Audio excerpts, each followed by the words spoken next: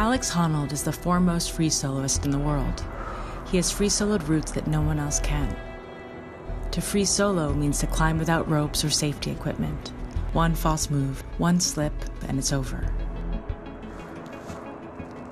The risk in free soloing is always to fall off and fall to your death. I mean, that's pretty straightforward. My directing partner and husband, Jimmy Chin, is a professional climber, and we were interested in making a feature-length documentary about his friend Alex. When Chai and I first talked about making a film about him, we were talking about a character study, a general portrait of Alex, why he was extraordinary. But we realized Alex was dreaming of doing something much bigger, much more dangerous. The only thing that would justify making a movie with me is doing something that I'm, like, truly proud of. To me, the big dream has always been free soloing El Cap. That is the culmination of anything I can imagine. El Cap is monumental, 3,000 feet of sheer granite. Free soloing it would be one of the greatest accomplishments in the history of climbing. But is it ethical to film someone as he risks his life?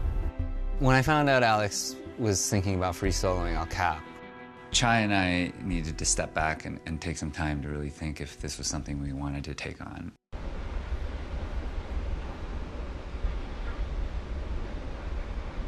Every journalist and documentary filmmaker goes into situations without knowing what happens next.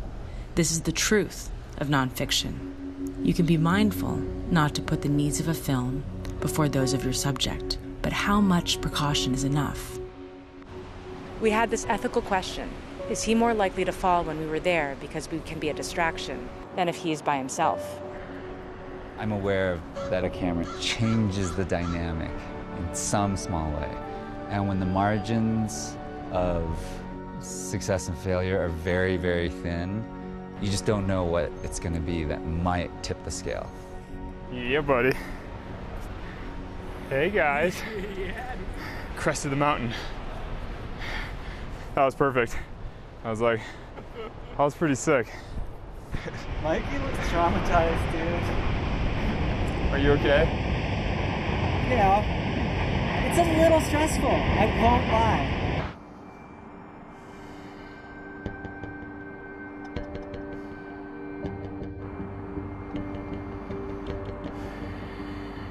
Alex was going to do the climb with or without us, but we decided that to be able to live with ourselves filming it, we needed to set certain guidelines. First, Alex's safety was always going to be the priority. And second, we needed to protect the integrity of his experience.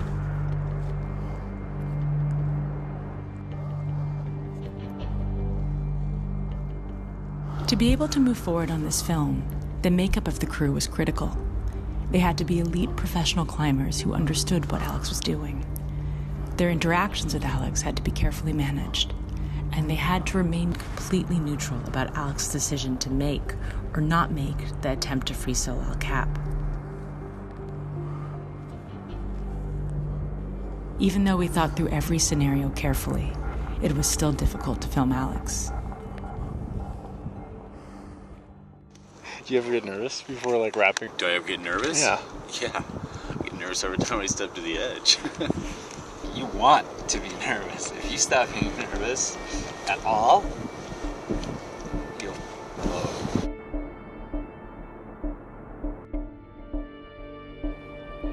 See you on the other side.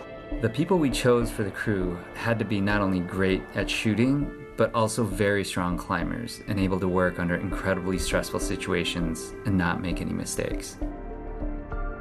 It also helped that the crew was made up of Alex's friends.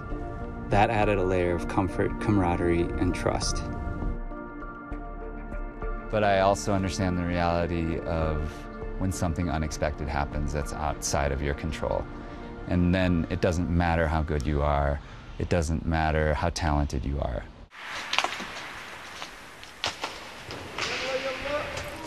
I put my foot on this, what looked like part of the wall, and a piece about the size of a small backpack launch. And Jim is below me, Dave is below me. That flew right here. And then another one went right here.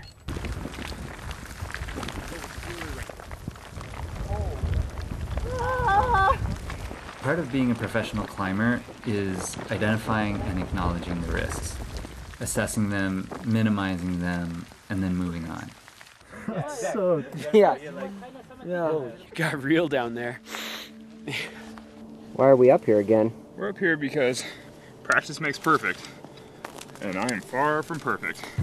Essentially, over the course of 2 years, in the process of Alex training to free solo El Cap, our process was to film him on the route and refine our choreography for the big day. One thing we knew was that in certain instances, we needed to give him more space. A good example was the boulder problem, the hardest part of the climb. Alex's issue is not that he could possibly die, it was that he didn't want to die in front of his friends. So ultimately, we decided to film that section remotely to minimize our presence. They're remote cameras because we want to stay out of Alex's line of sight. It was very technical filming the climbing. It was dangerous, it was extreme, and at the same time, we had to capture Alex's most intimate moments and try to get to know this person who was very, very uncomfortable with intimacy as he's preparing for the most difficult thing he's ever done in his life. So you're kind of tinkering in his head, and is that even a good idea? When the guys were still coming down from the wall, Claire Popkin and I would be on the ground and start this, second wave of Alex filming, where he had to explore ideas that were very, very personal. The most challenging thing about all the verite filmmaking was that a lot of it we spend 6 or 8 hours on the wall doing very physically toiling work, and then I get down, and then there's another camera with a different crew that's all fresh and ready to hang out for the whole evening, and I'm like, I'm so pooped, I just want to lay down. But those are kind of the key moments in which to film, and I get that, but it's still hard sometimes. More pressing questions of any kind? We followed him for 2 years as he practiced and weighed whether to attempt the solo climb.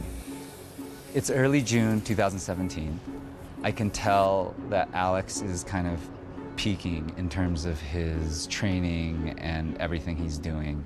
We had everybody dialing in our plans. We knew exactly where everybody needed to be, what their shots were. But I refuse, as a personal line that I'm not willing to cross, to ask Alex when he thinks he's going to do it. The directive was to stay out of his sight unless you were filming with him. Our goal was to reduce any sort of external pressure and really focus on giving him the purest experience that he could have. His work. Oh yeah. Jesus. He's crushed it. Oh.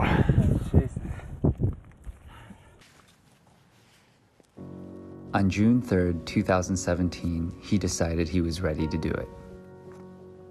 Well, he's definitely not going back down. He's coming up for sure. He's only going one way. I'm running through all the different scenarios. If he fell, like what it would sound like, what I would say to people after it, what the footage would be like, and I'm just like, in my mind, I almost couldn't control it.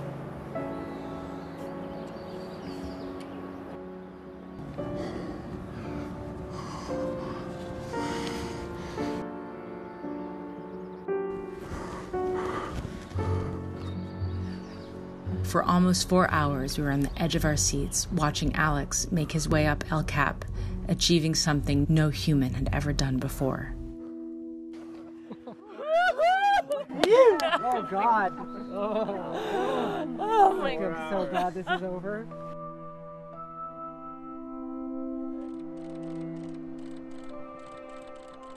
Jimmy, how do you feel? Like a gigantic weight up on my shoulders, dude. A lot of stress for everybody.